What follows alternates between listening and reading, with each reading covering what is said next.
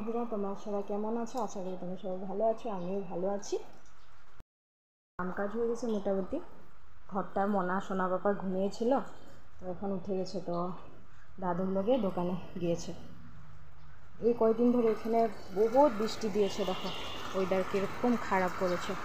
মনার দুনিয়ার কাপড় বাইরে, দুনিয়ার এই যে সব কাপড় পুরা মেলা মনার। আর আমার মোটামুটি রান্নাবান্নাও হয়ে গেছে। দেখো ঘরে, রান্নাঘরে পুরো কাপড় মেলে রেখেছি। তো কি করব, মনার কাপড়, বাচ্চাদের কাপড় তো লাগেই কতটা, জানোই। কি করব, আর ঘরে মেলে ফ্যান চলায় রেখে দিয়েছি। তো আমার মোটামুটি রান্না শেষ। এই যে এখানে ডিম হচ্ছে, সকালের ভাজি হয়েছিল, এটা ডাল হয়েছে, আর এটা কচুলতি।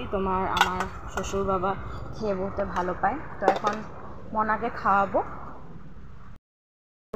ওনাকে খাওয়ায় দেখি আজকে স্নান করাবো কি করাবো না, কারণ ওয়েদারটা বহুত খারাপ করেছে, তো ওদের ঠান্ডা গরম তো তাই।